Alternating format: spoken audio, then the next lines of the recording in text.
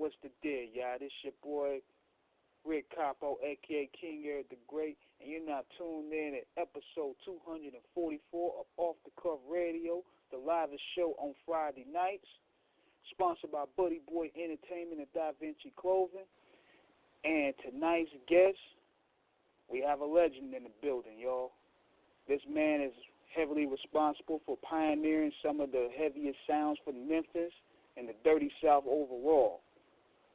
This man is putting in work since the early 90s, and we now celebrate the 25-year legacy of the work he's putting out. And the cold part about it, he's not even finished. If anything, he's just getting started.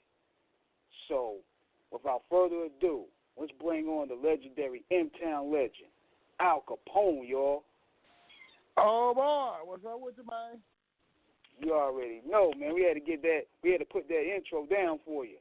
Hey, man, that was a beautiful intro, man. I appreciate that, man. Hey, I should have been recording that. That sounds like I could start something off. You hear me? Shoot, I should have put on the intro. Man, you feel me? It could be an intro to a show or an album or something. You know what I'm saying, man? That was a beautiful intro, man. Thank you for that. I appreciate it. No doubt, man. It's a pleasure having you on, man, because we want to put our audience on and let them know where you come from, the work you put in, your contributions to the M-Town and to the southern sound that's currently bubbling right now. And before we get started, the call number is 161-924-0703. And I want to start by asking, man, how you doing tonight, bro? Man, I just had, first and foremost, can you hear me clearly? Say what now? Can you hear me clearly? Yo, yeah, we definitely can hear you. Okay. Say no more. I just want to make sure, you know what I'm saying, make sure you can hear me. But, man, my night is great so far. I had this amazing dinner that's got me feeling super good right now. Got a drink in my system. It's a beautiful night, man. It's a beautiful Friday, man. It's a beautiful time to be alive. Yes, indeed, man. Aside from this muggy weather, you know, it's killing the spirit out here in the Carolinas. We still maintain It's doing it like that for y'all? Man, that humidity ain't no joke, man. It's been hitting my allergies and everything. Ooh-wee. So I've been having to sip lemon tea, take a lot of Benadryl, and try to fight it off. Because this weather is, I could say it's very bipolar weather out here in the Carolinas. Well, listen, man, you saying all that, talking to you now, I would not have known all of that. Because, you know, you sound like you're still in good spirits, so, man, you know, you're handling it very well. Appreciate that, man. It's like you got to put your jersey on. Feel like Jordan with the flu game, but you got to put the jersey on and let it represent it for a full quarter. Can't let them see you sweat. Yes, sir. But yeah, man, we happy to see. Now, the first thing I want to talk to you about is that new video that came out, and it seems like y'all touching on that the blues, that country vibe that's going on. Yeah, well, you know what I'm saying. That song is actually a song that was wrote by Ashton Riker. He's the singer on the song. It's actually his song. He put out an EP, and that song is actually on the album, produced by Andrew Sano. And basically, I talked to them about making, adding a little hip-hop flavor to it. And I actually took a verse that I kind of edited, but it was a verse that I used about 3 years ago on a song with Zilla for a mixtape. So I kind of brought that verse back and revised it to go with that particular song, and we wanted to hip hop it out. So, but the thing was, we wanted to mix all the genres. It was a way to mix all the genres: hip hop, the soul vibe of Memphis, a little, slight rock, little twist of country with some of the guitar licks and everything. So it was a way to try to combine all the genres and pay homage to my city, man, Memphis, Tennessee. So That's what you get. The song Back Home.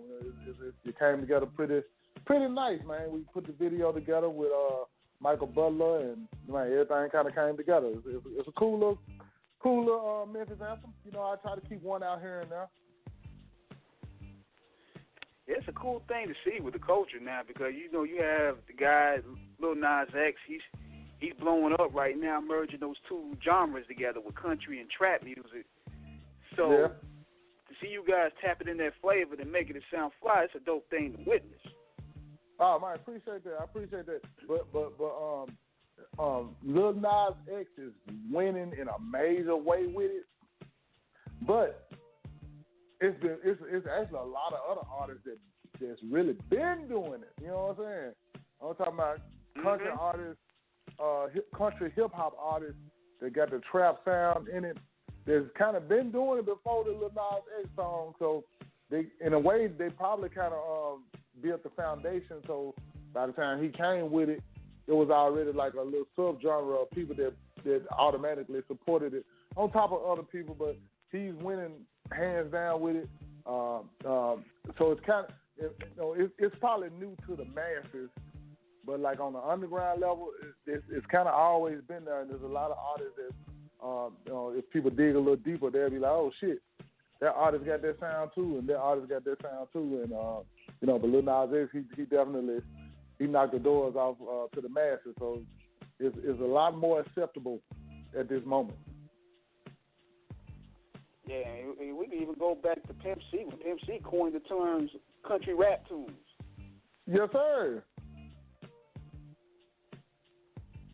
So you can hear those origins all the way back then. Even listening to some of you guys, the way y'all pioneered that Memphis sound. You can also hear the blues and. Oh yeah. It just covers all those layers. Yes, sir. Yes, sir. We Memphis music, man. Memphis music definitely was around before the hip hop era came around, and it's always been like a prevalent music in the music culture. Overseas, completely eats it up. You know what I'm saying? For the whole Memphis sound, which is connected with the Delta sound of Mississippi. It's all like a beautiful connection. And by the time the hip hop sound came, it's ironic that we were able to create a unique sound. Well, I ain't gonna say it's ironic. It's a Memphis thing. We came up with our own unique hip hop carver, hip hop culture. And the crazy part is that it's like mainstream now. It was a time where it was like just a subculture, and it wasn't really respected in other hip hop cultures like the East Coast, and the West Coast always rocked with it, but it was like other areas that fully rock with it. But now, shit, worldwide rock with it. You know what I'm saying? It's like the sound of today. It's just funny how it just now the shift has tried to where now the South is now calling the shots, and now a lot of the guys that was throwing that shade back then, now they got to come through to get the money now. Paying homage to the South. It's just a try to gain this ricochet like that. Yeah. I mean, honestly, it should always remind people that nobody has control or power over anything. You know what I'm saying? Things gonna move the way they move, and if you think you got full control over something and try to shun something else, you never know that thing you shunning might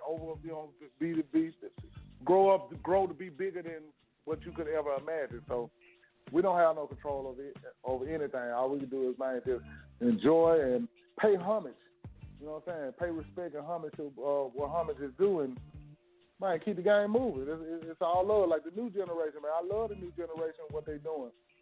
Keep the game moving. Mm-hmm.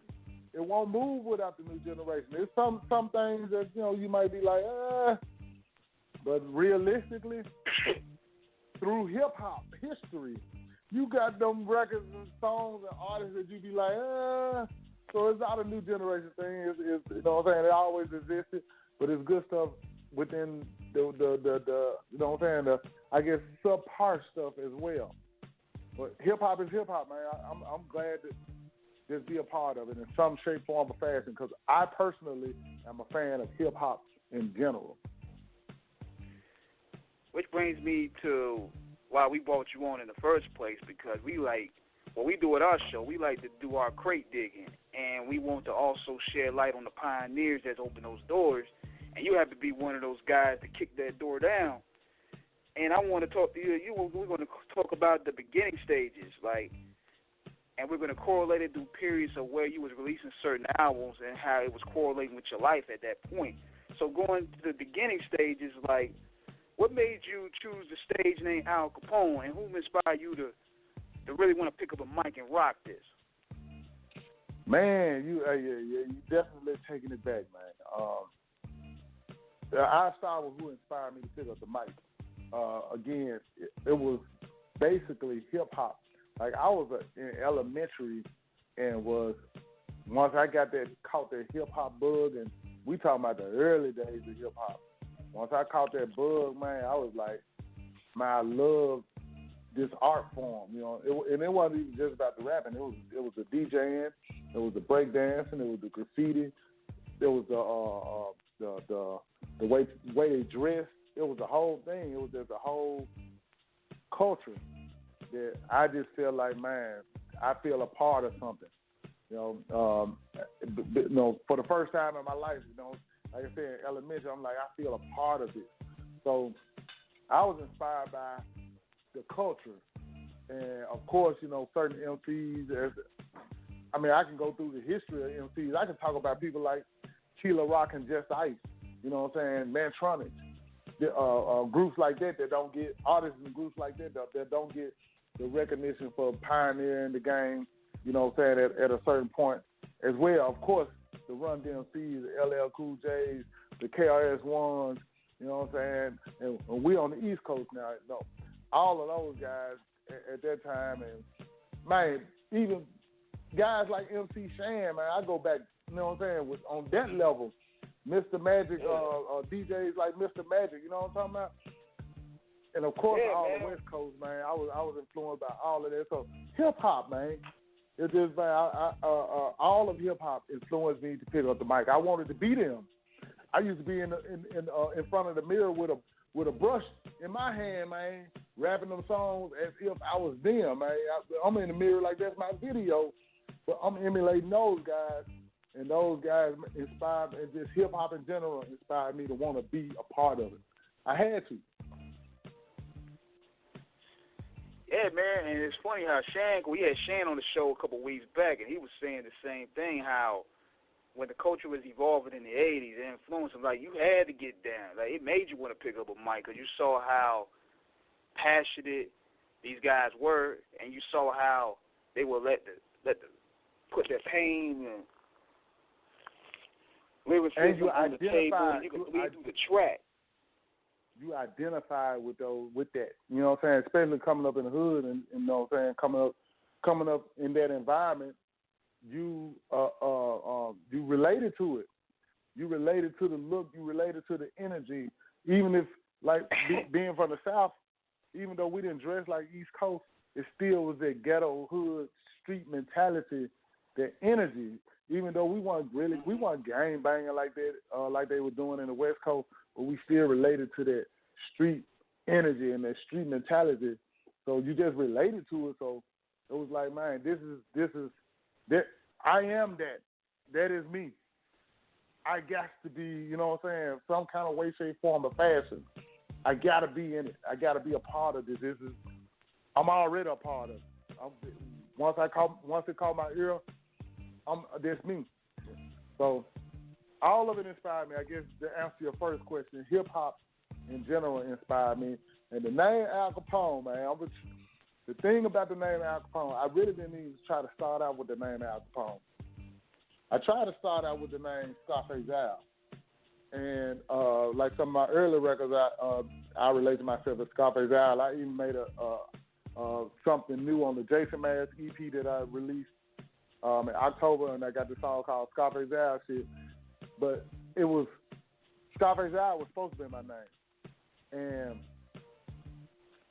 at the time, the Ghetto Boys was coming up, And I remember when the Ghetto Boys didn't have Scarface or Willie D in the group. There was two other guys in the group. Bushwick Bill and Reddy Red was still in it. So I was already a fan of the Ghetto Boys at the time. So I was calling myself Scarface Al. And then at some point, this guy named DJ Action, actually, I'll go back a little bit more. Willie D's Controversy album came out. I was a major fan of it. There was this super raunchy chick named Choice that was raunchy before Lil' Kim. A lot of people don't even know about this Houston female MC that talked nasty as fuck. You know what I'm saying? Her name was Choice. She was on Rap a Lot. But they was out, and then at some point, I guess Willie D and Scarface became a part of the Ghetto Boys. But I remember Scarface was going by the name of DJ Action. And I think the song Scarface, I mean, he can tell the story better than I can tell the story. I'm just telling it from my point of view because I knew him as DJ Action. But once the song Scarface had blew up, you know what I'm saying, I don't know if he became Scarface at that point or he was Scarface before the song. But once he came out and got really known, you know, Scarface's song blew up and everything, I was doing shows. And people would start to come up to me, and I'm talking about in my little region. They were coming to me asking me where Bushwick Bill was, and that's when I realized, I ain't nobody to call myself Scarface out because they think I'm Scarface. So that's at that point I had already added the Capone on it, and it was like, okay, I'm just have to drop the Scarface and just go with Al Capone. So really, that's realistically how the name Al Capone ended up becoming my hip-hop name, when it really was supposed to be Scarface Al. That's dope right there. And when you was coming in, the Memphis scene was slowly starting to, you know, find its niche, find its sound. Like, what was the key components of how you found your sound? Man, I'm going to tell you, the Memphis sound had started just before I became a solo artist. I was with this group called RG Syndicate, Men of the Hour. But we had guys like DJ Spanish Fly that was kind of representing the culture that was going on in Memphis for us, like the D-Boys and the street hustlers and folks like that. They were coming to the club and they were doing like certain dances like the Gangster Walk, doing Chanting Get Buck, and he was playing the records, but he was like one of the first that put out mixtapes and was rapping over the type of tracks that kind of represented what was going on in the streets of Memphis for the club scene. And at some point, Gangsta Pat ended up popping off. Yeah, Gangsta Pat popping off, and he blew up. We had like groups like America's Most Wanted that was doing their thing, and you know what I'm saying? And I was doing my thing with the RG Syndicate, but I merged with a couple of guys that was out of America Most Wanted, and we formed Men of the Hour. Again, at this time, we was like, let me think, 21st Century Youth Club. That was like this spot a lot of the early hip-hop guys used to go to. Then we all migrated at some point to OTS Records. That's where Gangsta Pat put his record out, and he blew up nationwide. You had DJ Squeaky there, you had Pretty Tony there, you had Sheila from the group Second Level, you had me, you had Psycho, there was so many, DJ Zerk, Radical T, there was so many of the early 8-Ball and MJG. The early Memphis music scene was, and I'm missing some people that was in that particular OTS Records at the time, and I would say that's when the Memphis scene really just put the stamp on this is our sound. The eerie, scary sound. Psycho used to do a lot of this stuff. Gangsta Pat used to do some of that stuff. A lot of the beats had the slow 808 tempos with the triplet hi-hats, and you know what I'm saying? And again, we talking about, there was pre-3 6 Mafia, there was pre-Tommy Wright III, Player Fly, like all the guys that went Skinny Pimp. It was before Skinny Pimp too. We influenced them, and they was able to take the baton and just take it even further. But that's like the early origins of Memphis hip hop, man. We just we were just doing music to make people get buck. It later became get crunk in Atlanta, but we used to call it get buck in the club because that's what we used to chant in the club and everything. It made people get wild and fights and shit used to start. But the music, the beats, and the sound had the same sound. A lot of the what we call trap music now, with them eerie sounds and them triplets and all that stuff. That was the sound we was doing then, and nobody else wasn't really doing that sound. We was doing it. It was really a true Memphis underground sound. And you know, I'm happy to be SMK. I'm forgetting about SMK, another guy that played a pivotal part in the Memphis hip hop scene and the sound as a producer. Again, like I said, I'm gonna miss some more people too, but I'm happy to be a part of it. That's all I'm trying to say. That's what I want to say in the end. I want to give everybody props, but I also want to say I'm happy to be a part of that early scene that, you know, that really truly laid the foundation for Memphis rap, later on crunk, later on trap. We are the foundation. Now, do you care to give like our listeners a brief description on how the grind was and getting your sound out there? Because at that time, you couldn't you had to either sound you from the West Coast, you from the East Coast, and if you came through with that sound, it was very unorthodox, but it was original. And a lot of people at the time, especially the people that were shot calling these labels, they didn't really understand how to market it or understand it for that matter. So do you care to discuss like how that was, like, you know, that day-to-day grind? Man, it, you know what I'm saying? The early days, we did our Memphis shit, but we dabbled in some of the West Coast vibes because, you know, this was Soul City, so we dug the guitars and all that stuff too. But the main industry, we was like a dot on the blimp. You know what I'm saying? They didn't honestly, they didn't see us, to be honest with you, but it didn't matter because we were just doing what was true to us.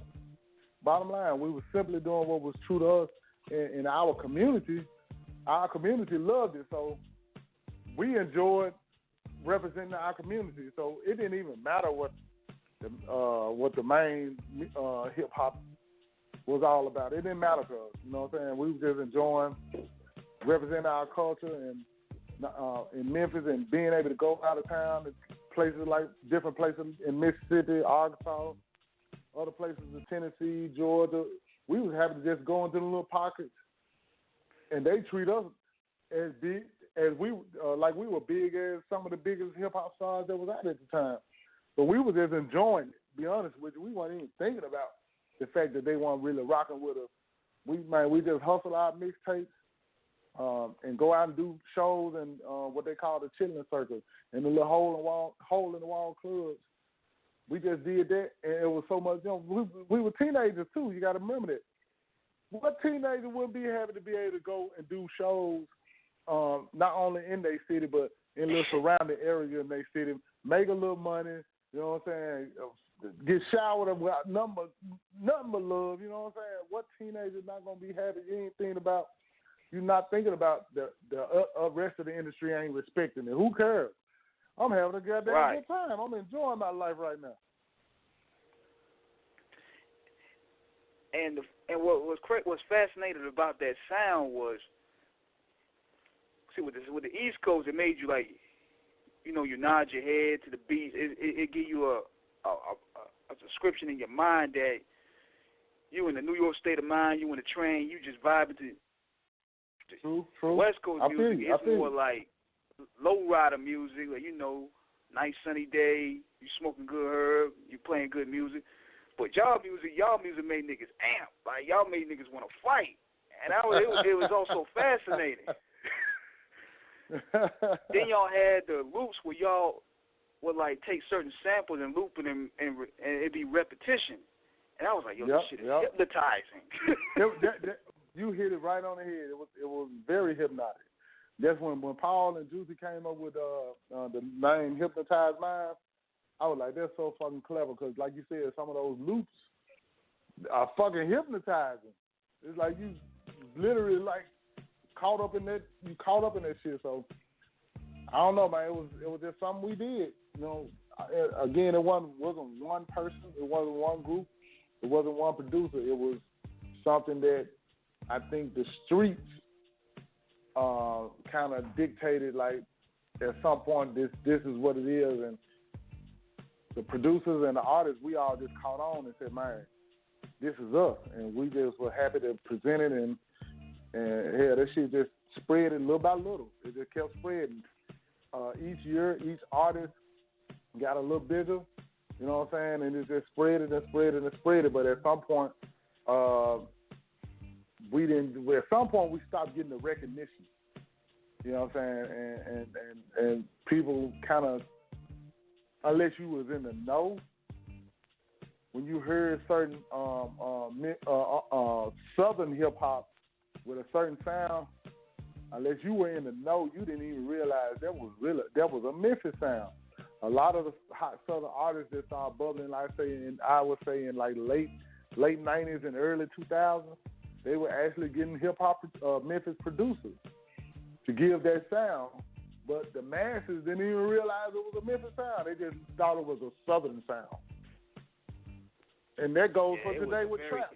They don't realize the Memphis influence in trap music. Most the mass of people, but people in the know. It was very hypnotic sound. It was like something. It was something like it was hypnotizing because you know how Dre, when he dropped the Chronic, he dropped those. He had those melodies, and they were catchy.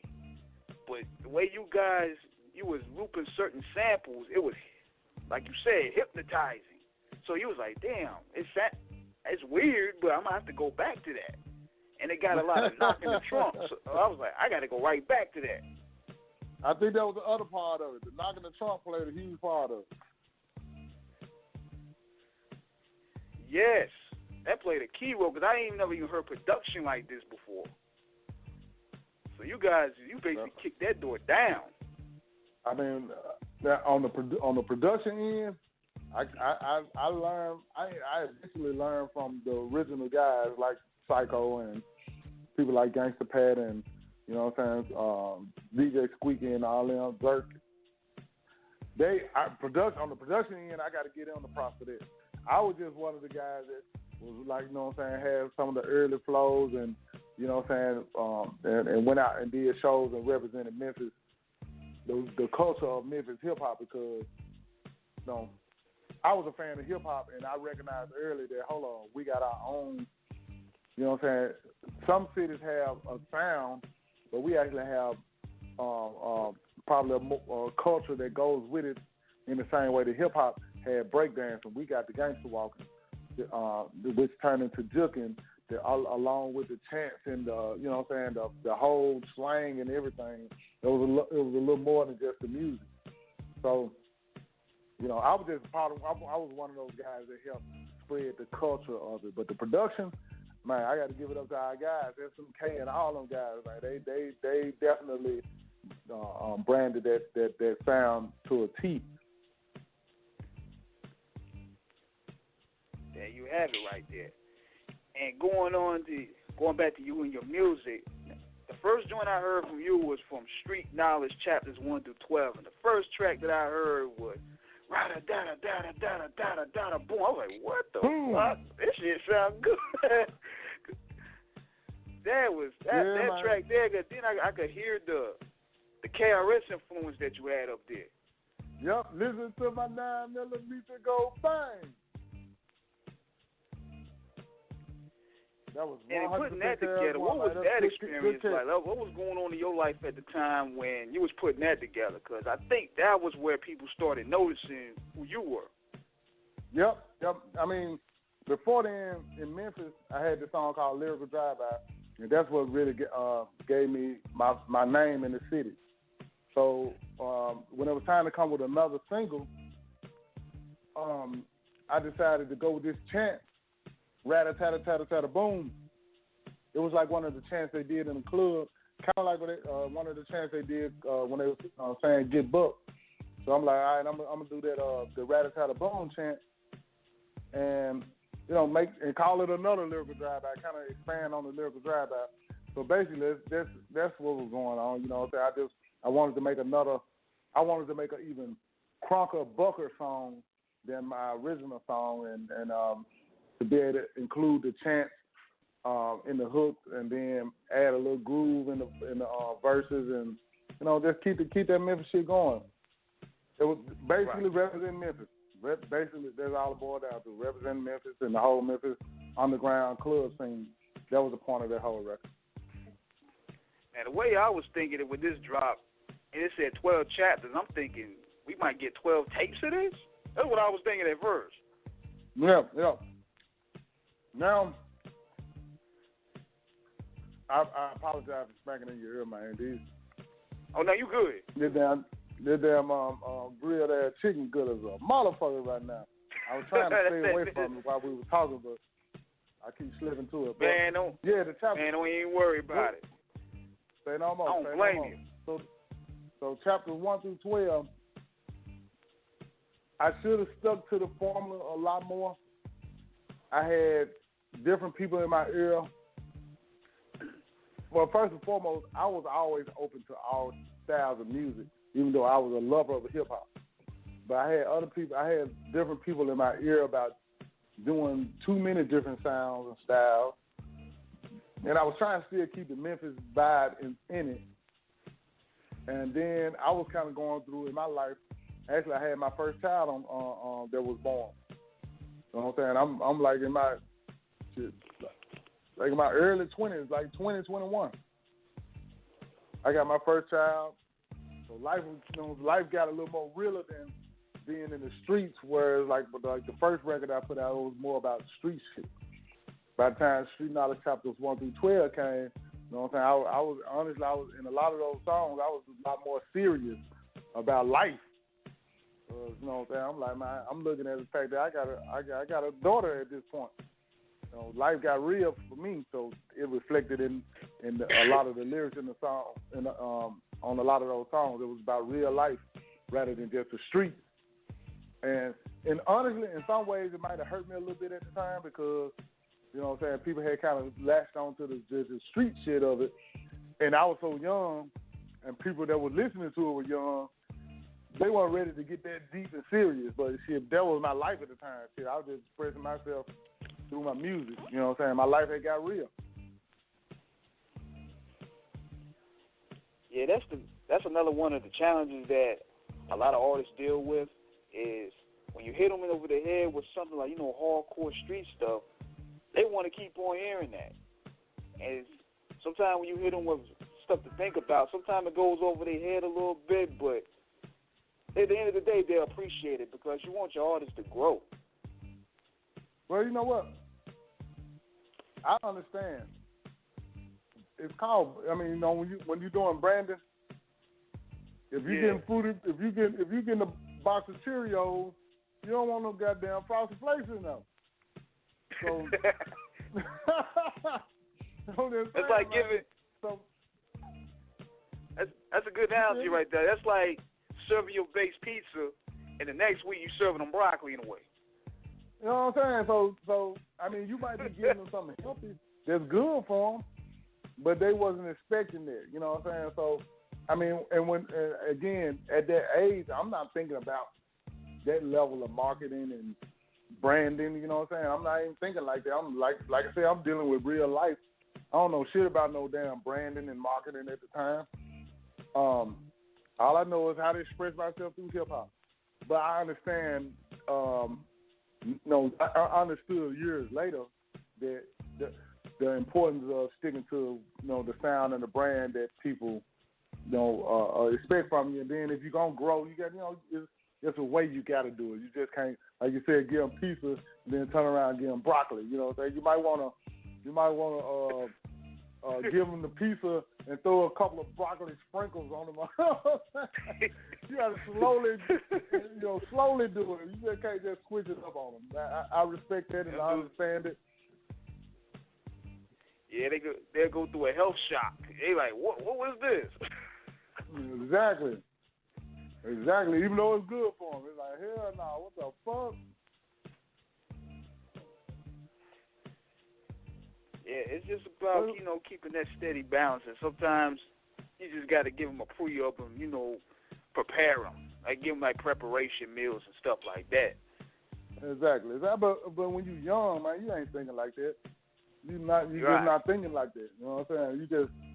You just going through what you're going through at the time, and you just living life. But I understand it now, and I take those. I learn from those lessons because in some ways it hurt me, in some ways it helped me. But the beautiful thing about it all is I learn from it, and being able to learn from it, I'm able to you know what I'm saying, teach. And I have taught a lot of people from my lessons, and which help them make better, make better and go on to do better things with their career. So I'm happy to just be able to learn the lesson and pass it on.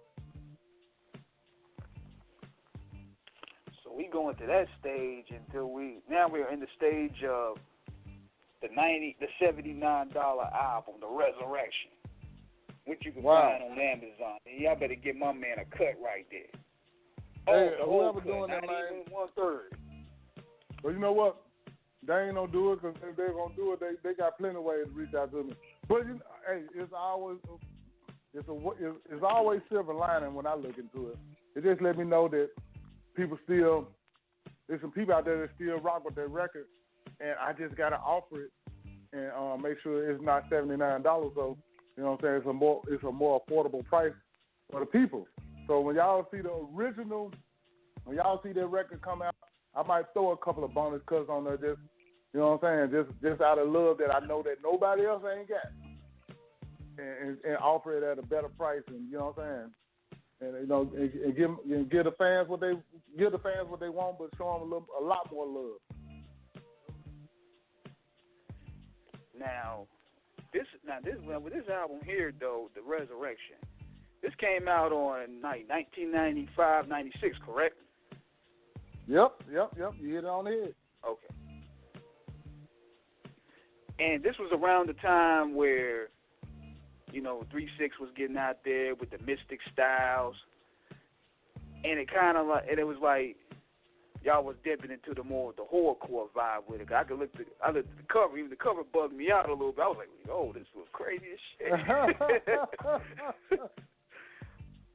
Hey man, I don't even know what to expect. Cause keep in mind, I was just now getting into it. I was a teenager. I was just now getting into the Memphis sound because I got a little bored with the Southern, with the West Coast sound at the time, and the East Coast. I wanted some more different flavors, so I started dipping into the Memphis sound. Yeah. And I see your joint. I was like, what the hell? What am I going to get myself into?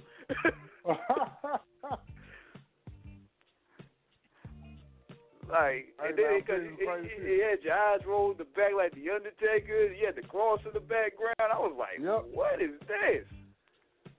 That's crazy, dude. Man, speaking on that cover, I was actually in the graveyard, and God bless the dead, whoever grave tombstone I was on. So I was young, crazy, and was on some more shit. But I actually took that picture in the graveyard at somebody's tombstone. But and the eyes roll back in the head thing, I used to do that shit for fun. Like as a kid, it was like some fun, funny, crazy shit.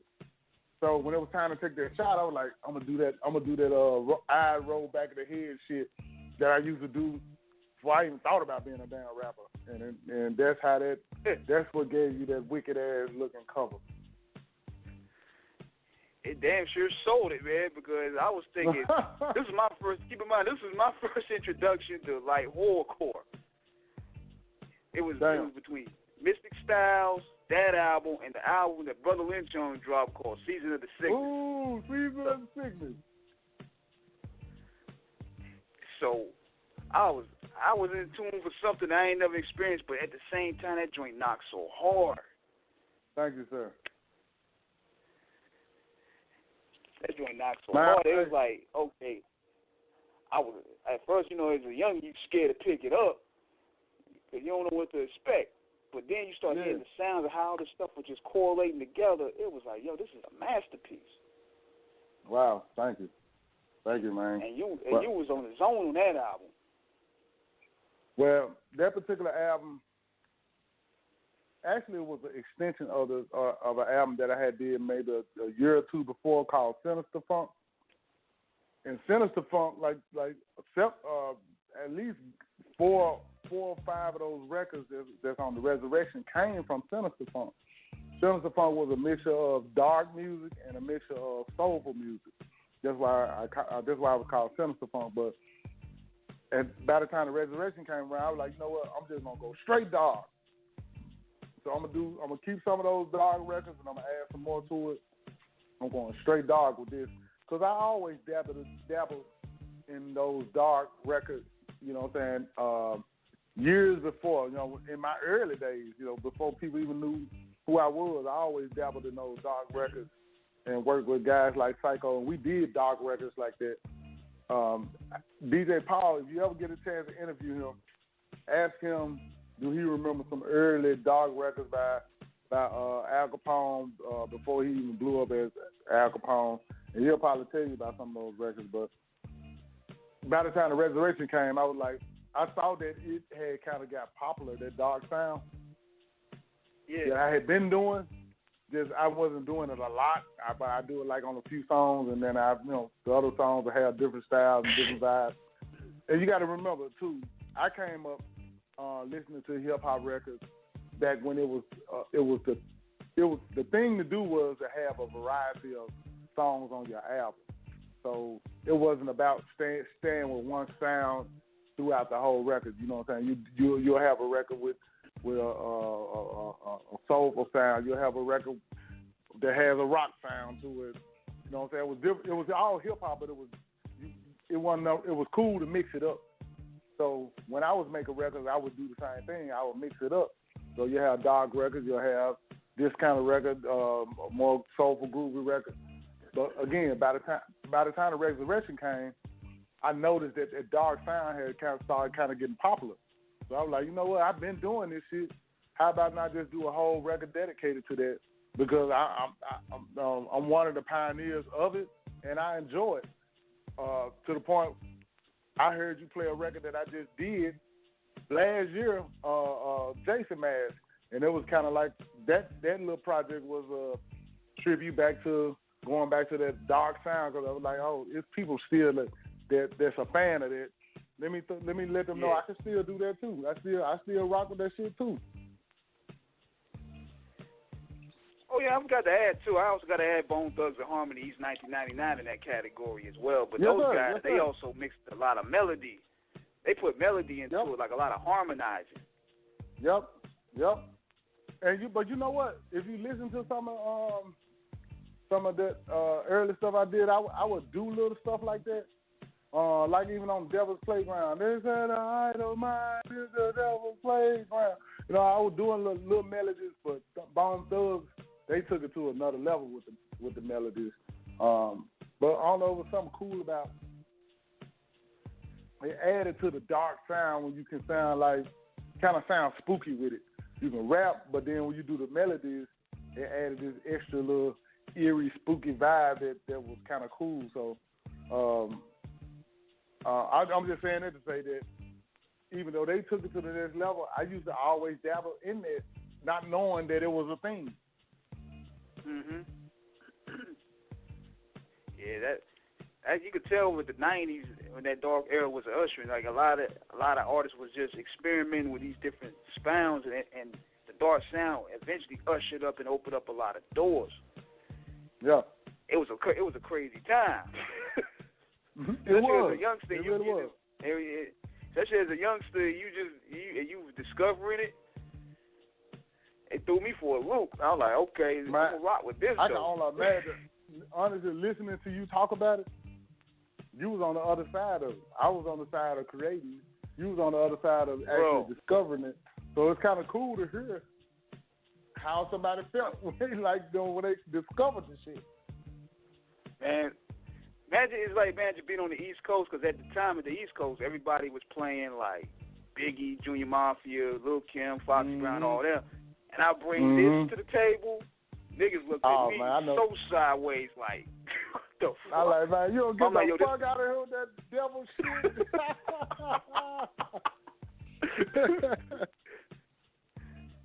I got side-eyed so many times at the lunchroom. They was like, yo, what is this?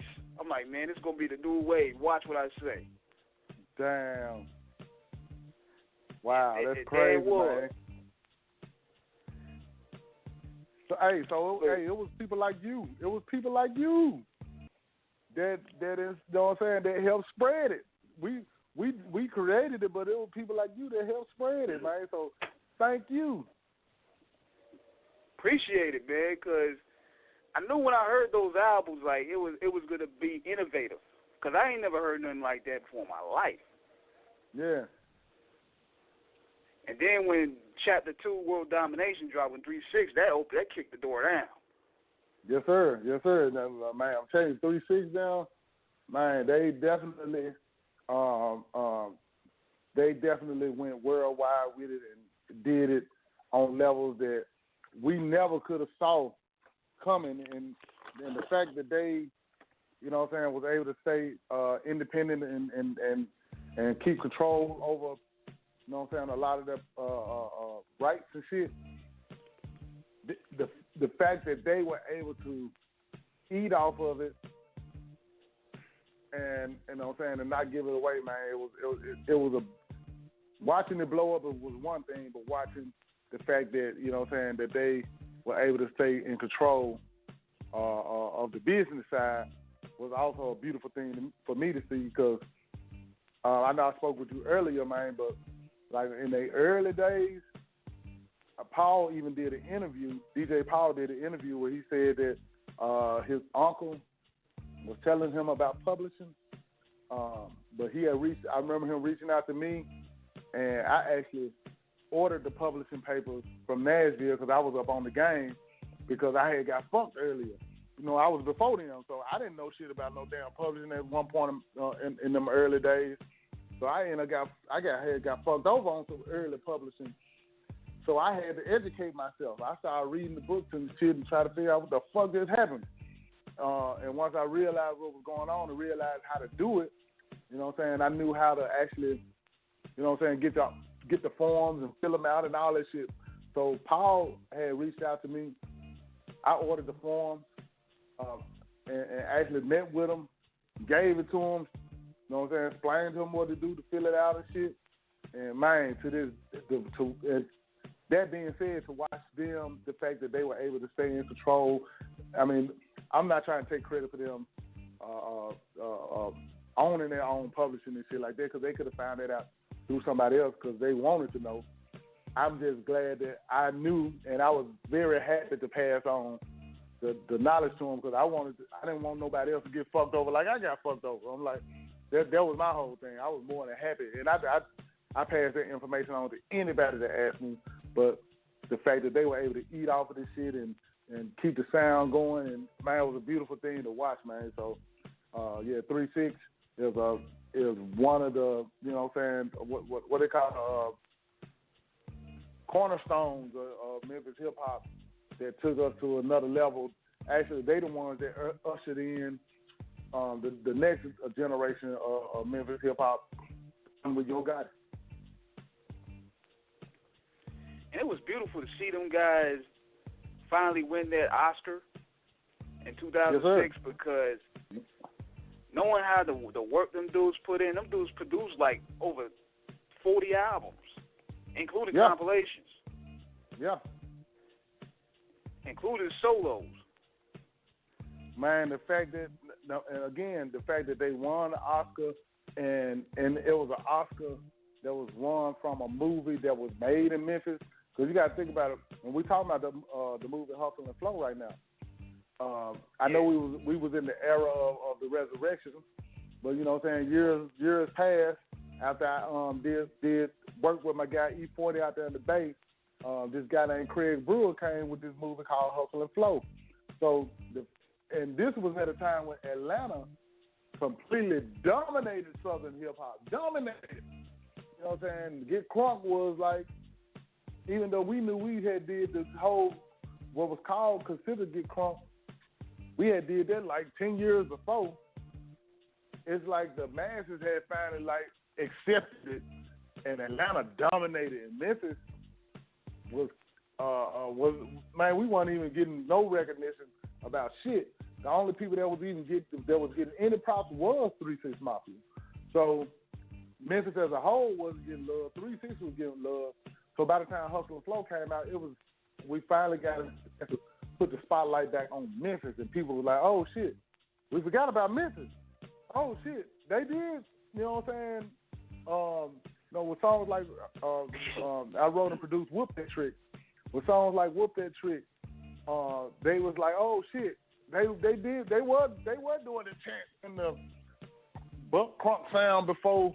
You know what I'm saying? It was finally put the spotlight back on the city as a whole, and for 3 6 to go on to win an Oscar from the film, man, it was just it was solidifying not only them, but it was solidifying Memphis. That's a fact, man. And working on Hustle and Flow, man, what was that experience like? Man, I'll never forget, man. I called Craig Brewer one day, reaching out to him, and we just did like a unofficial reunion because, John Singleton passed, and the weird. I'm gonna tell you, everything will come together in a minute, but we were gonna do this Hustle and Flow. Craig reached out to me about doing. He was gonna show the movie at the movie theater because it hadn't been shown in the movie theater in years. So he wanted to show the movie at the movie theater, and he called and asked me would I come and be one of the speakers with him to talk about it.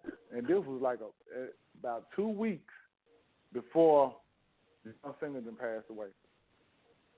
So by the time John passed away, it was like about 3-4 days before we had to do it. We had already had this book, not having a clue that was going to end up happening. So we ended up doing that, talking about the movie and everything. So I learned a lot of shit about the movie that I didn't even know. But to go back to the beginning, I just called Craig Brewer from the parking lot.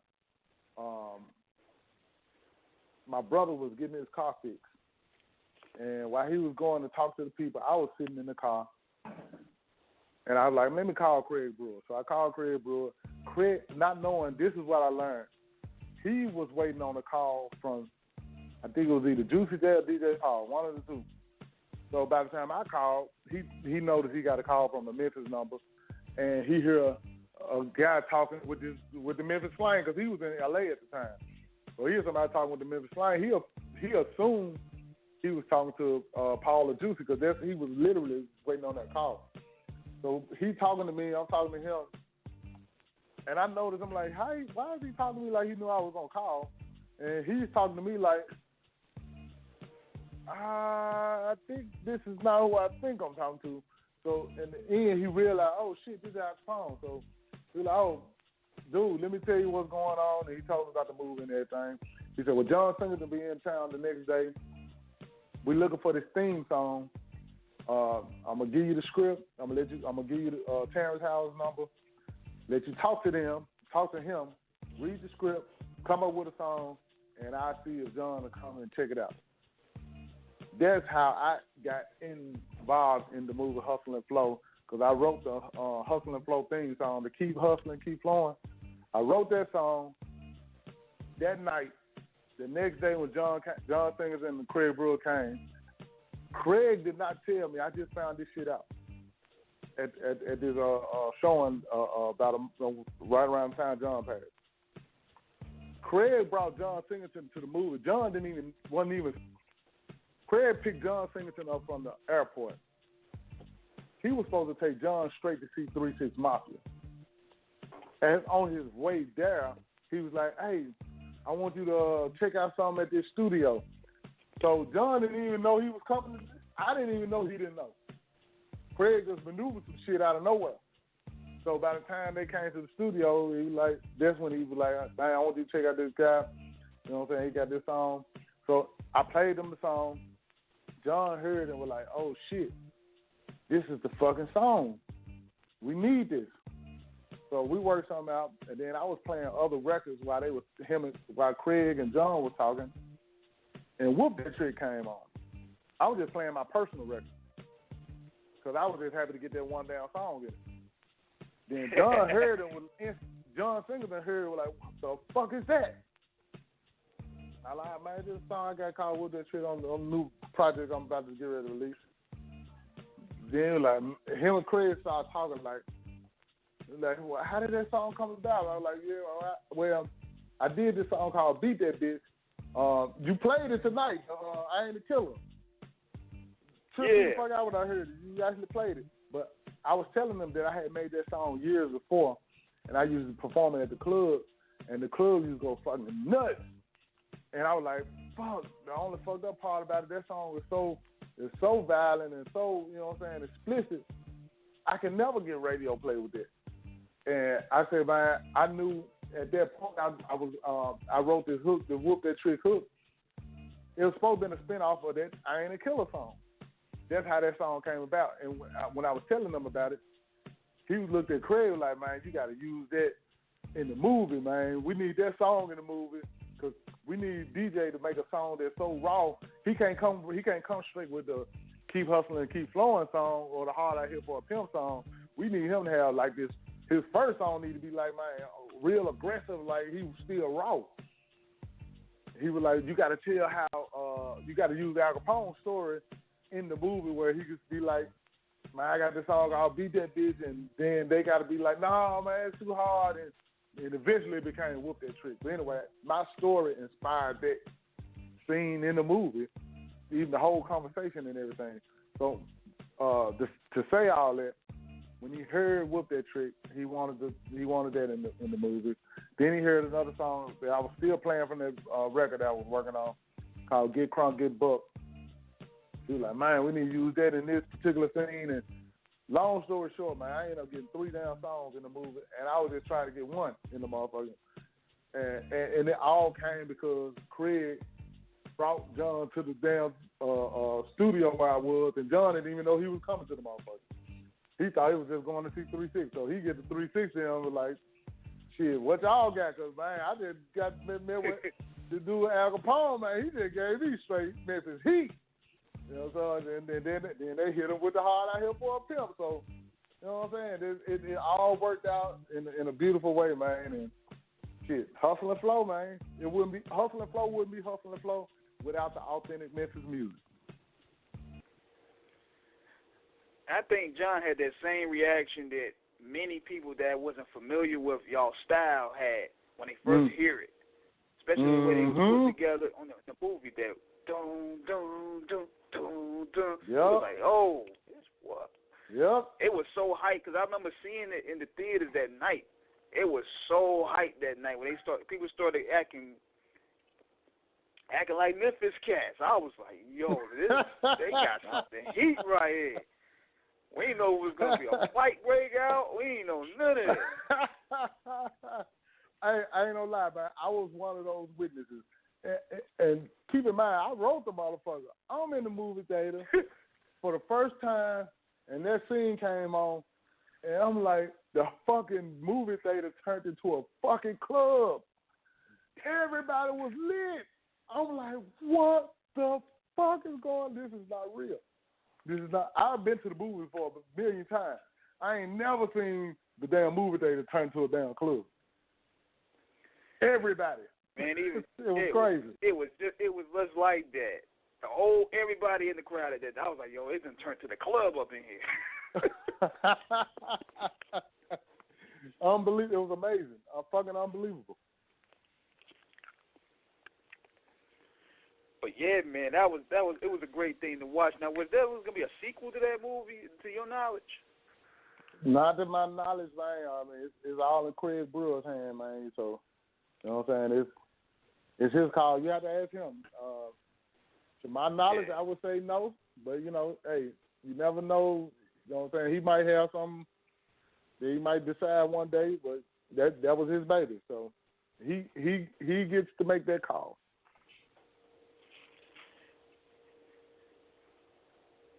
Yeah, man. I mean, because, you know, you see a lot of stories every day. Oh, you got Hustle and Flow too, or you got Four Brothers too, you got Baby Boy too. I'm like, man, y'all need to stop playing with John's catalog like this. You keep giving out. Man, what? Man, you sure ain't lying. You sure ain't lying. Then they hit you with the boys. I saw on my Instagram, the boys in the hood too. Like, come on, man. Straight up, you bullshit. Nah, how you gonna do this? Hell nah. Wow. That'd be crazy. But rest in peace, John Singleton, man. That was a big loss for the game right there, man, because he made so many innovative films. Man, to know that man and for that man to embrace me,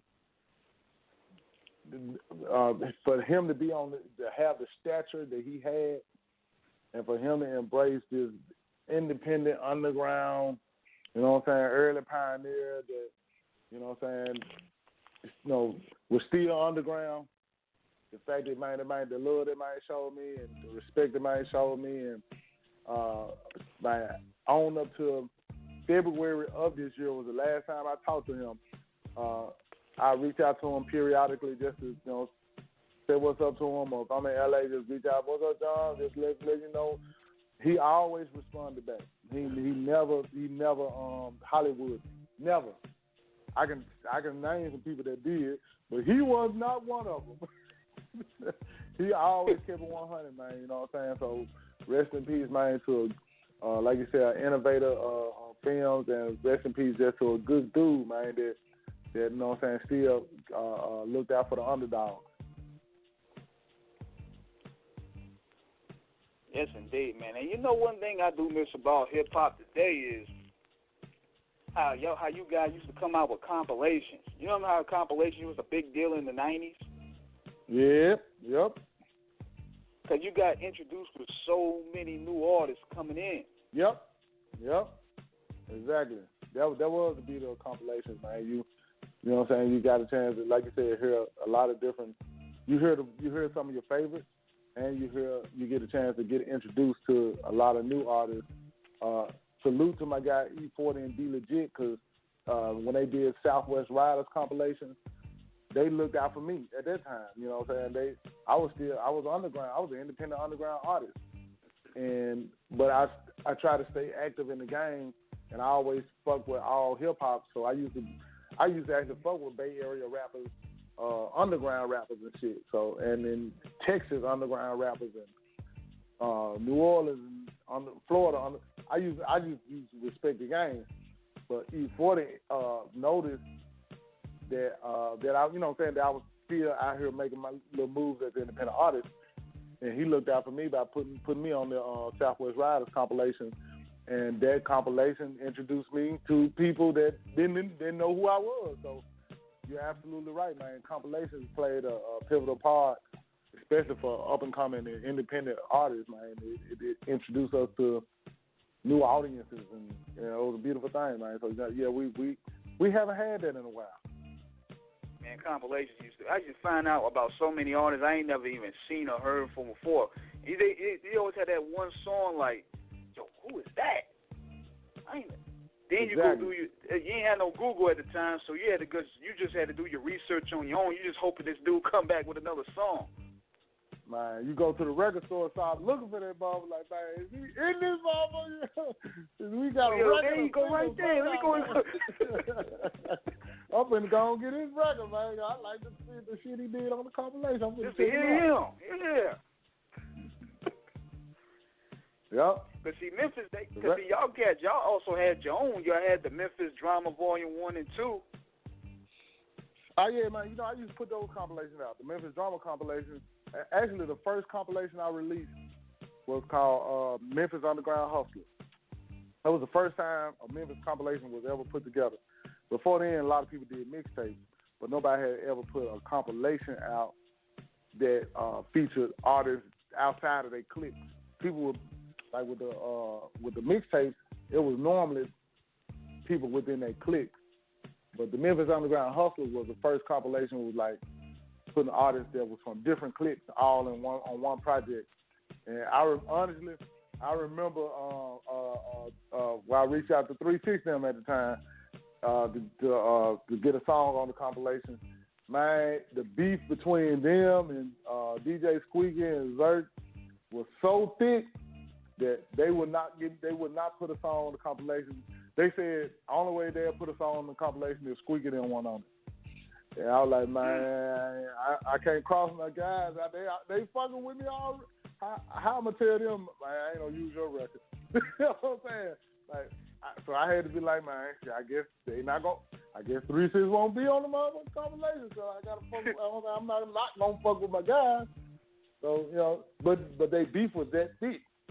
But the goal of the compilation was, and I was trying to get them to see that at the time, but I mean, I understand that they had some heavy shit going on.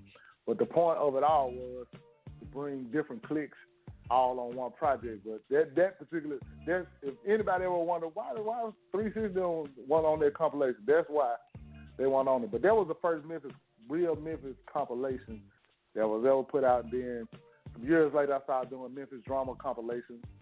It was kind of like Memphis Underground Hustle, but I just decided to call it Memphis Drama.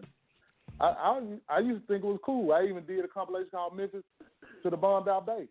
Well, we had that's where the I Ain't a Killer song was originally on, the Beat That Bitch song, where we collab with a lot of the underground Bay Area rappers and came up with Memphis to the Bondi Bay. I always thought it was cool to, again, it comes back to me being a fan of hip hop. Like if I hear some shit and like, man, that shit that's dope, but the only problem is these folks ain't got no way to be heard. Like, man, shit, I ain't got the biggest platform, but I got a little platform. Man, I like that record, man. You should, let's work something out so you can get it on this compilation. So, you know what I'm saying, through my little platform, you might be, you know what I'm saying, it might introduce you to some people. So that was the whole point of the compilation. So Memphis Drama, that's what the whole point of me doing that. It was like, man, let me give back to the community of hip-hop and turn people on to, you know what I'm saying, not only to some artists that they know, but turn them on to some artists that they don't know. And it worked out. It was a beautiful thing. Yeah, man, those were the glory days of the soundtracks and the movies, like movie soundtracks and compilations. That gave the game so much breathe-through for a lot of up-and-comers. And a lot of people used to get deals just off being on a compilation. Yep. And I would think, ain't that how, damn. Ain't that did Snoop get his fucking deal off Deep Cover? Yes, indeed. Deep Cover. And we first heard that damn Deep Cover song, we like, who the fuck is that with Dr. Dre? This shit is hard as fuck. Next thing you know, that was the birth of goddamn Snoop Dogg. I had the same reaction. Cause first of all, the production alone hits me. Yes, then sir. I heard that doom. I was like, oh shit! This dude Dre is in the zone. And Snoop came in with that cool laid back flow. Like, yo, we gotta find this. Exactly. And that was a soundtrack. That was a fucking sound. You right. Soundtracks and compilations actually birthed a lot of careers for a lot of people. And you know he had to be hot. Like if you see somebody on the E40 soundtrack or compilation, you're like, damn, E40 stamps. This nigga must be nice. Exactly. Real talk. But it's clear how you was able to, stand clear in the midst of the beef. Because one thing I learned about the South and how it's different from even the East and the West is when they beef, we don't know if it's going to take that turn for the worse. Whereas it seems like in the East Coast to a certain degree, it becomes more like, back and forth on the mic or whatever. But yeah, it's a good thing that Paul and Squeak ended up, solving those issues there because, usually in the street, in the South, niggas just go nuclear. Yeah. And they, trust me, they had some of those kind of run-ins, and it just is, it never.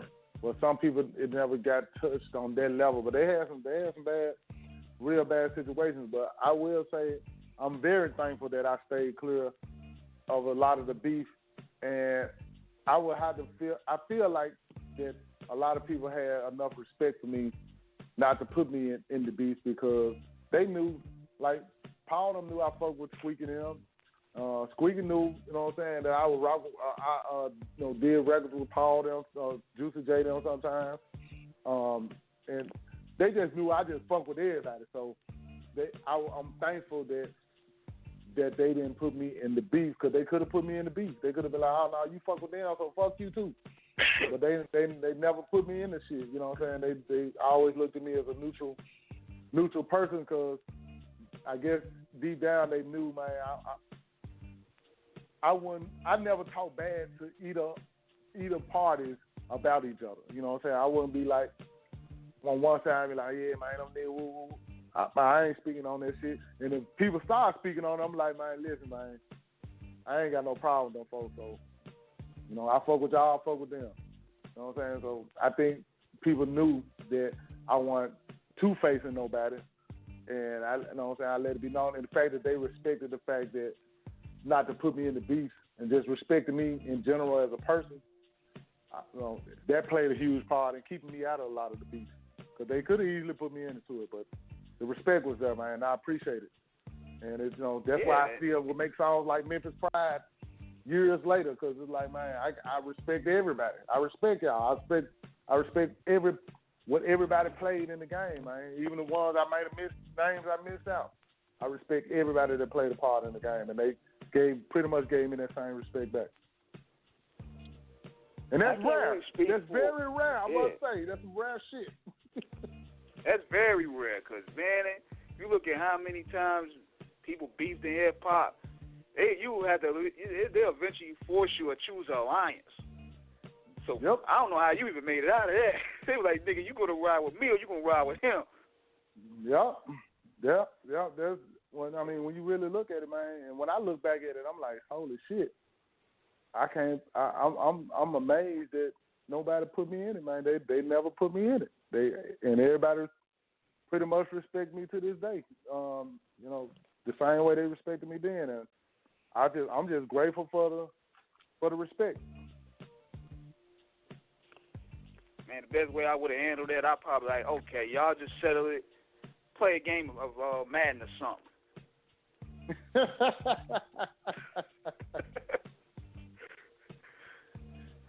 Well, settle it in the game of Madden. That's the best way you can put it, because Madden can be stress reliever. Man, I wish it was that simple, man. Trust me, man. On everything, I had talks with some of them. You know, like, man, listen, man, woo, woo, woo. And, you know what I'm saying? Like, man, y'all need to cut this shit out, man. Woo, woo, woo. You know what I'm saying? At some point, they were like, man, everybody at peace, man. He just want to make peace. You know what I'm saying? Like, man, we ain't got to be like this, man. You know what I'm saying? Because on everything, man, I just know my history. I know my history as a black male in America. And, you know what I'm saying, when I see the beef and shit like that, it just made me think about, damn, man, look what the fuck we came out of. How the fuck we still fighting each other? Like, it's not progressing us. Like, we came from some fucked up shit. And at some point, we got to snap out of this shit and, you know, come together in some way, shape, form, or fashion. But hey, you can't, you know, just because I see it don't mean everybody, other people see it. I think the problem is now they found ways for beefing to be marketable. Like, you know how they do it through social media. Oh, yeah. They mistaked it. They identify it as clout chasing, and that's just a new wave that cats are getting on, because, you know, they're not really interesting music-wise, so they figure, okay, we're gonna go full-fledged WWE. Yep. Pull out all the shenanigans. Yep. That's fame. That's the fame, man. People want the fame to the point where they're willing to do shit that at one point wasn't definitely not a respected thing to do. But it don't even matter now. It's like whatever it takes to get the fame. And you know what I'm saying? Hey. Yeah, man, because rap is like a jungle back then. It ain't my era. It ain't for me to get, so I ain't trying to get it. It don't make sense to me, so I ain't trying to understand it. Like, rap was like a jungle back then, man, especially when those beefs was occurring and stuff. And a lot of beefs that was happening around then, a lot of people don't know now unless you tell it. But man, niggas was getting their ass whole kicked out there, and these young dudes don't understand the ramifications, because you know they broadcast everything now. Yeah, you right, man. Beef was real. You know what I'm saying? You don't start no shit with a motherfucker and think it's just gonna be cool. You know what I'm saying? Or somebody gonna forget about it. You know, at least. It might be like that now, but that's not how it was. Like you don't pick a fight and think it's just gonna blow over. If you pick a fight, y'all down there gonna be enemies for life, or until somebody get hurt, or until you get old enough to realize this shit don't make no sense. But that shit don't blow away on couple of months or no couple of years. That shit once you get in it is real. That's how we looked at shit. That's why, but I don't know how they look at it now. I guess they don't look at it like that now. Or maybe it's still a small pocket of real motherfuckers out there. No matter how young they still, you know what I'm saying, stand on the ground that we used to stand on. But it's more acceptable to do this shit for fame now and act like, you know, ain't no real consequences behind it. Man, them beats back then used to linger like the Cold War, man. You would think it'll never die. Yeah. For real. But see now, these cats squash it. Oh, we talk. It's over in 2 days. And it's after, and I'm like, damn, you done told that man to suck your privates. Yeah. Now y'all, jeez, what the hell? Yeah, exactly. Like, hold on, man. Like, whoa, man.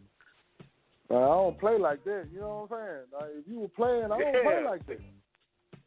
Like, shit, don't say nothing that you ain't for real about, or that you ain't willing to die about. Goddamn it, don't be saying that shit.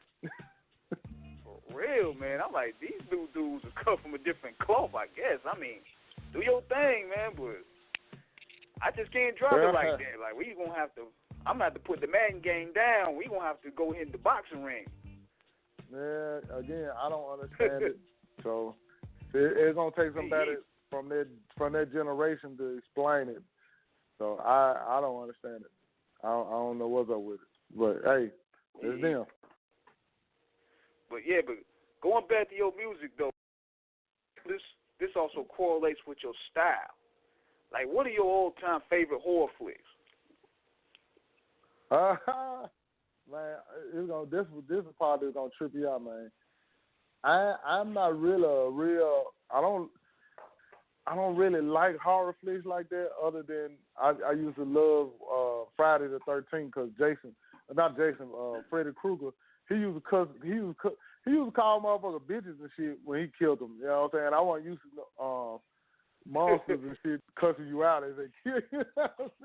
I thought that shit was dope as a motherfucker. Like, this motherfucker is killing you and calling you a bitch. Like, what the fuck is going on? So I was into them Nightmare on Elm Street movies, but most scary movies I didn't get into. And it kind of came from my childhood. It used to be certain church groups.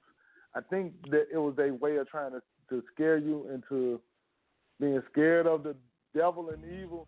And they used to show us, like, the most horrific shit as kids, man, that traumatized me. Like I'm not looking at no damn scary movies because that shit like demons and spirits and shit. Like, man, I don't want to look at that shit, man. I used to have nightmares about that shit when I was a kid. So I'm saying that to say that I ended up not getting into scary movies because of childhood,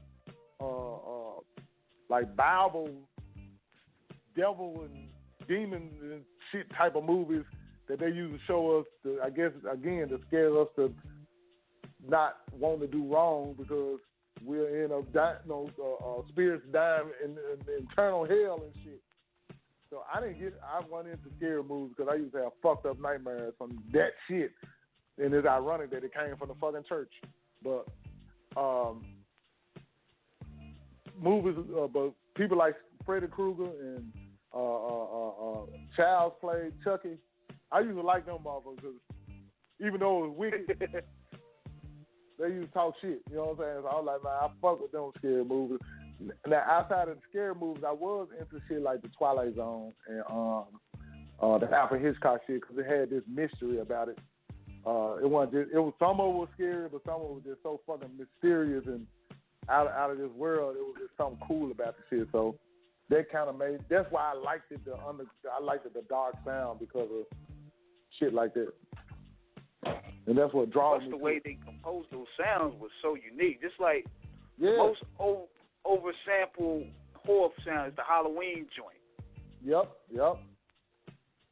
John Carpenter got to be sitting on $1 billion right now, man. He should be if he ain't, because you right, that motherfucker was sampled 1 million goddamn times. But yeah, man, that was one thing that was dope about the horror flicks. They had the dopest, wicked ass sounds and shit that it was, and those sounds were hypnotic. You know what I'm saying? So we just got into it to a point where we were like, shit, we gonna make songs that have those sounds in it and shit. And it was also a good case of where a lot of labels couldn't even really discover them because the way 3 6 used to use those samples, they disguised them real well. Like, they used to sample stuff from late night infomercials and shit. Yep. Because I remember the other day, and I saw like a commercial or something. I seen like it was like an instrumental that they used on one of their older tapes. I was like, yo, this sounds like something 3 6 would use.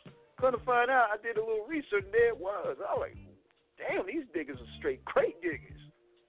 Yep. That's for real. They knew their ear was impeccable. Paul and Juicy, they had the ear to pick some shit in. And once they knew that was one thing that I think I would say that they probably realized before a lot of the other artists realized. Gangsta Pat probably realized it too, but 3 6 really understood branding. Once they came up with their name and decided to really go in that direction, they stuck to that brand to a T, from the sound to the message and everything. They knew the branding, so they had the ear for what they, you know what I'm saying? Like you said, they probably could have heard it on the infomercial. Was like, the infomercial probably ain't thought shit about it. It probably was like a little 8-bar loop and went into some other shit. But they probably was like, oh shit, that 8-bar loop, get that motherfucker right there. And it was so hard to do back then because there was no YouTube at the time. Like, you had to pretty much use like a tape recorder and hope you could get it again. Yep. You ain't lying. So again, hats off them for having impeccable ears and you know what I'm saying, they business savvy that's unrivaled. Now, another question I want to shoot you, and this is not music related, but I don't know if you follow any sports or anything, but what do you think the Grizzlies are going to do this coming year? All I can say is I hope they did better than last year. I would say that. That's not as deep as I can get. Honestly, I'm not really deep into sports because coming up in music, I was just so engulfed in making music and shit that I ain't have time to keep. At least I know there's a lot of artists that's into sports, but myself, I was so into the music that I didn't have enough time to focus on sports. I was into boxing like heavy at one point, and I kind of fell off. But that was probably the only sport that had me like super captivated, boxing and then the UFC. Yeah, man, because it's looking kind of bad for us in the Carolinas. I don't know what the hell Jordan doing. We ain't had a winning season in years. Damn. We ain't won shit in years. So, Jordan still he's still a team owner? Yeah. I think Mike just like that spot. He don't really care about improving the team. He just like that post position. He figured that's his way to stay and keep it in that billion bracket. He hustling right now. Damn. Dude, I forgot that Jordan was. I forgot until you just brought it up.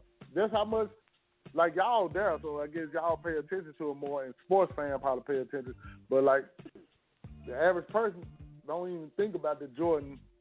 You know what I'm saying? As an owner. Man, Jordan still he finessing them dudes, man. He's like, I'm Michael Jordan. Y'all can't talk shit to me, and that's how he's been getting over. Like, what can you say? That's Michael Jordan. Hey, what the fuck can you say? You ain't lying. Like, that's exactly. Anybody that try to come in the office, they try to talk to Jordan like, nah, that's Michael Jordan. You can't say nothing. What? His name alone makes people at least pay attention to what the fuck we gonna say. But yeah, I thought I had to shoot that unrelated music question out there. You know, to break up the vibe a little bit. So tell us, do you have anything coming for 2019? Man, I'm gonna be real with you, man. I've been making music, writing songs and recording songs the whole time. So I got like a back catalog of this shit that I'm sitting on, and I guess I just kind of just if we want to jump off the music again, the reason why I haven't been just dropping shit, even though I still record shit, because I got into tech like around 2011. I got into tech like real heavy, so I'm into like that. Though into a lot of folks don't realize I'm into a lot of IT type shit that has nothing to do with music at all. I'm just into that shit because I think I was always into technology, even before the computer age. But yeah, that's one of the things that I enjoy. Like some people, like you said, enjoy sports.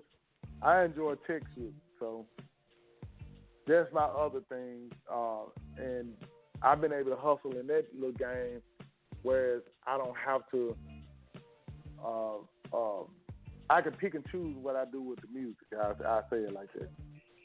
Even though I still record, like I got songs with Gangsta Pat, I got songs with Spanish Fly, I got like some legendary records that, you know what I'm saying, at some point I'm gonna drop. I just feel out the energy of and the climate, and be like, okay, shit, let me see. It might be a good time to drop this now. And then, you know, you got to have the right, especially as an independent, since I've been independent pretty much my whole career. When you're an independent, when you drop something, you got to have some kind of campaign to go with it. Like, some people just throw shit out there and wonder why ain't nobody ever heard of it ever in life, because they ain't put nothing behind it. So I'm always thinking about marketing strategies and timing. So even though I'm recording shit and I got shit that I know people would love to hear, I'm always looking at the marketing and the timing and the campaign that you can put behind it, even as an independent. So that being said, I got some shit coming. I don't know I can't say exactly when this shit gonna drop. It's just like I randomly dropped the goddamn Jason Mask EP last October. You know what I'm saying? So I don't know. It's just all in timing and when I think I'm ready to make a move. But I will say this: when I do drop something, it's gonna be some good shit. And I like the fact that you're taking music as the fun aspect, because when it feels like a job, you don't really enjoy it. That's what took me out of it. You know what I'm saying? That's what made me decide to go into a whole different world. And I chose tech because it was something I liked. But that's what made me do it, because the music business, I had got into the music business because I had did Hustle and Flow. I had did music in Cadillac Records, and you know what I'm saying, did like other records with artists and labels and shit was calling me, wanted me to, you know what I'm saying, do writing and shit for them. But the way they were doing it was so mechanical. It was like, this shit ain't fun. It's like you gonna put me in a room with other writers and you play a beat and we got to come up with something. Then you play another beat. Like, man, that ain't how being creative is. Just being inspired to do something. You're not just doing it just because you just like a fucking assembly line. So that type of shit turned me off, and some levels of the business turned me off, because like, man, folks don't want to pay you right, or you can't get, at some point you start out, it's harder to get decent contracts and shit, and and certain politics was played, and so saying all that, the business side of the music business had turned me off to the point where, like, man, I'm gonna do something else where I don't have to depend on the business side. And then I started falling back in love with being a fan of the music again when I didn't have to depend on it no more. And it became fun again. That's when I started back creating music again, because it went back to the roots of why I got into it in the first place. And it was because I enjoyed being a part of something that was dope and it was fun. It was creative and it was fun. It wasn't strictly the business that I had kind of got absorbed in. So, yeah, and I kept that to this day now. If I'm gonna do it, it's because I enjoy it. That's why I got records that's sitting on hard drives and shit. I recorded it, had a mix and mastered and shit, but I did it for the art of it because I enjoyed doing it. Now I know when it's time to do business with it, then that's a whole nother animal, and I had to do it I got to do it according to my terms. And if I can do it according to my terms, then I'm cool with it. But I'm not gonna get consumed by the business again that make me not enjoy something that I love. Yeah, man, business just kills it kills any form of creativity, because now it's basically you're putting a price tag on your craft in a way. Like you got to use this to sell, you got to use this to market this certain audience. I mean, I understand that's part of the game, but when you want to get paid for what you want to get paid for what you do, but you don't want that to be in front of the creative and fun process. Unless you don't really love it like that, because some people don't love.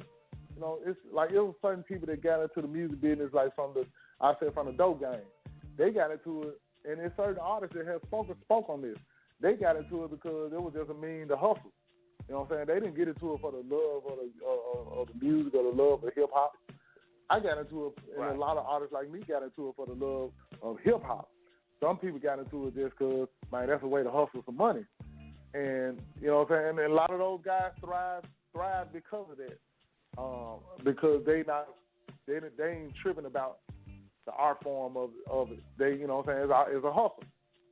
I love the art form of it, so for me to hustle the art form, I got to at least make sure the art form, I had fun doing the art form, and when it's time to hustle it, okay, I can do it now because I can separate it. But if I'm trying to hustle the art form and I'm not having fun with it, like from my point of view, it's like, what the fuck is the point? I'm not enjoying this shit. You know what I'm saying? I want to enjoy this. This is the love that I got from it in the beginning. No matter if I got $5 in my damn pocket. It was a many birthdays, man. My mama always knew when my birthday came up, just give me a chocolate cake and give me enough money to buy the latest hip hop tape. I was happy as a motherfucker.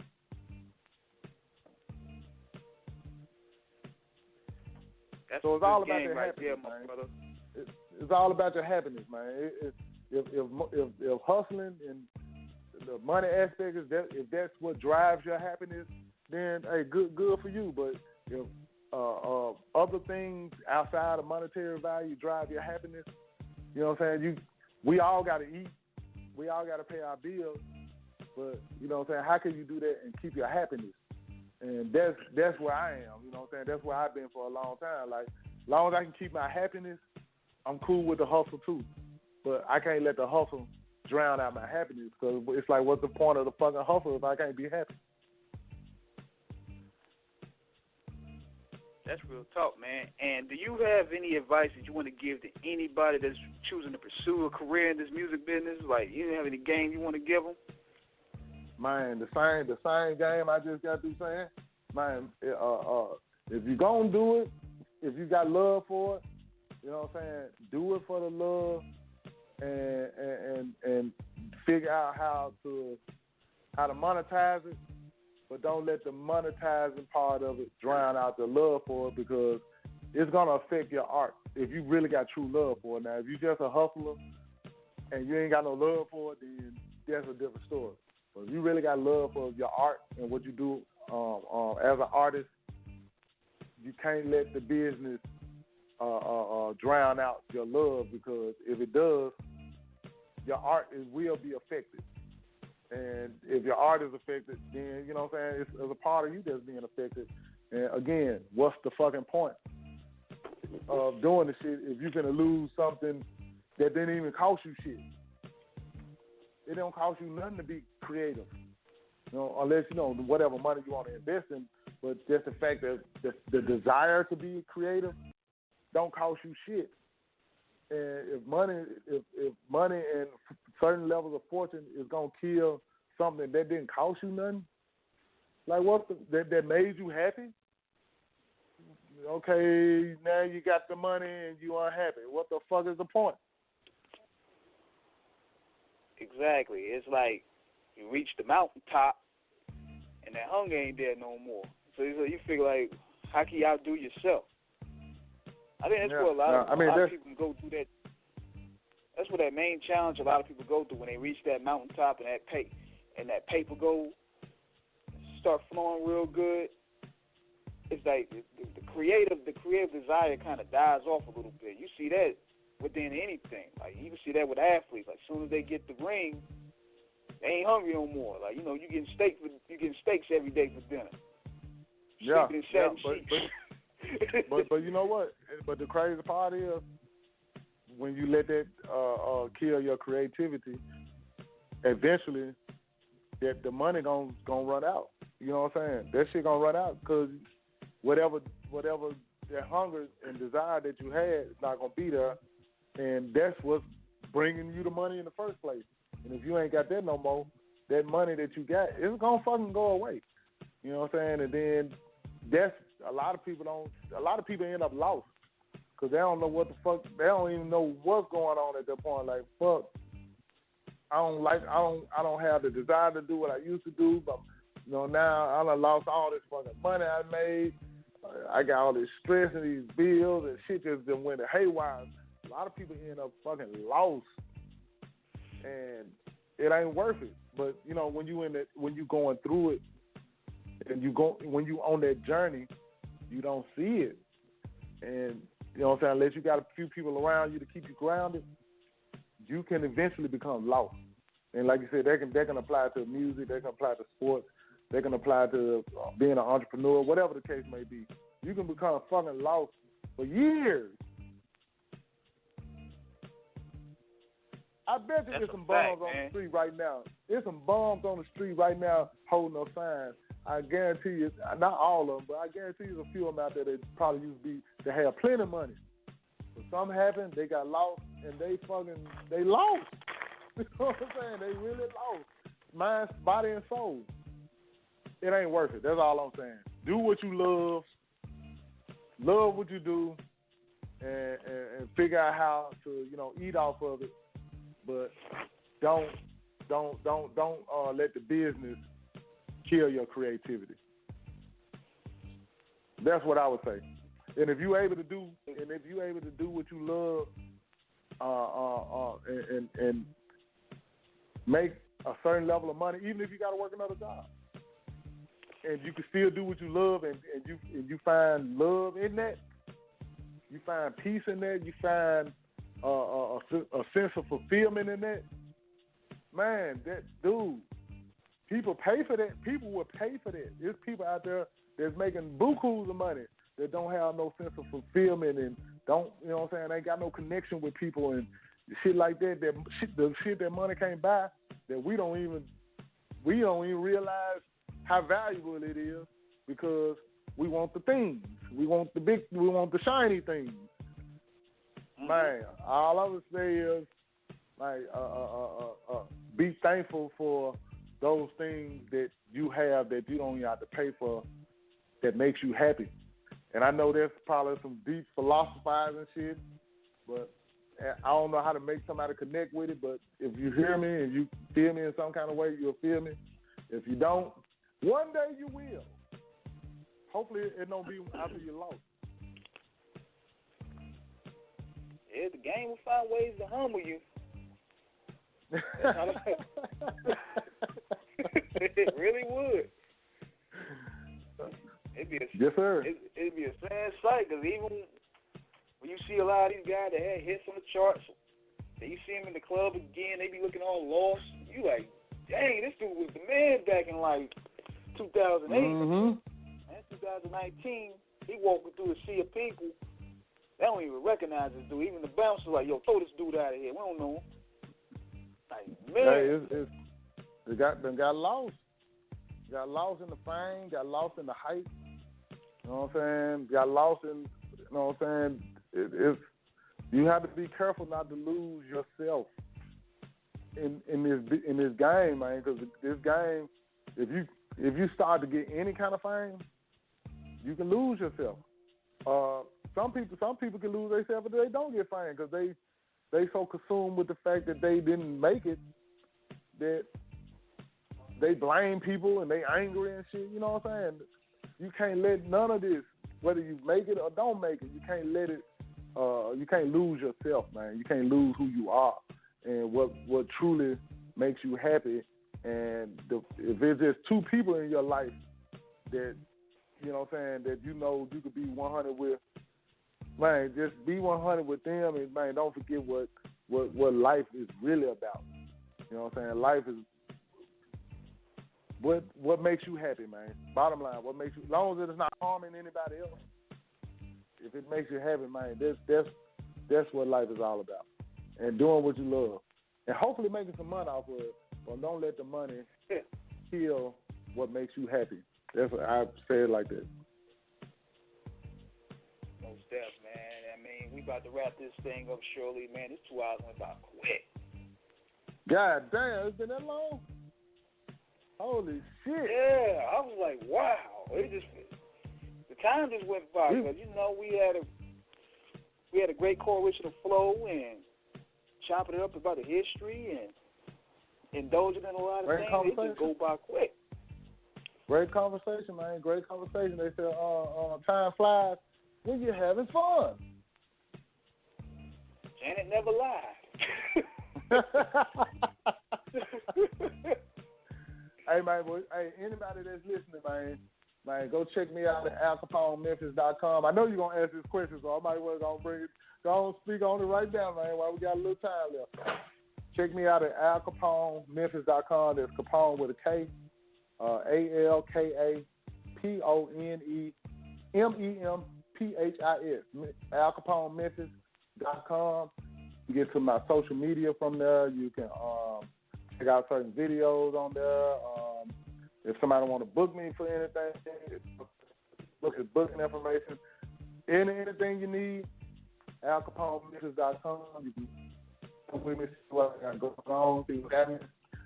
Some of the old shit, I try to keep like old footage and shit like that you catch some shit from the early 90s and on up to from the 90s and through history of time.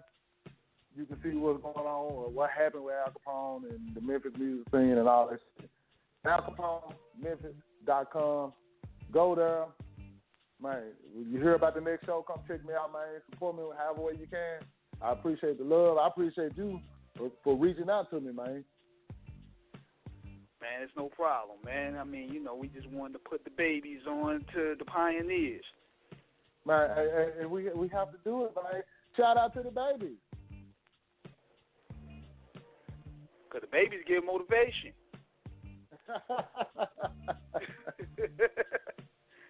Oh, boy. But, yeah, man, we appreciate you joining us, man. We're going to have the replay of the show up possibly this Sunday or Monday on YouTube.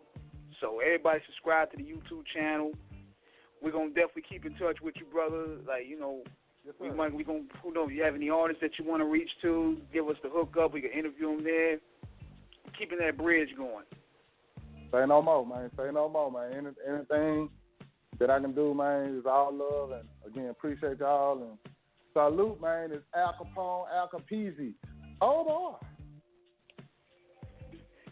You heard it right there. This is King Ed the Great signing out. Want to send a big shout-out to my co-host in spirit, T-Max with the facts out there, you know, chopping it up with Jeezy's people. L.R. the Sandman, Candace Cooper. We out there. Big shout-out to the M-Town. Big shout-out to Al Capone for chopping it up with us.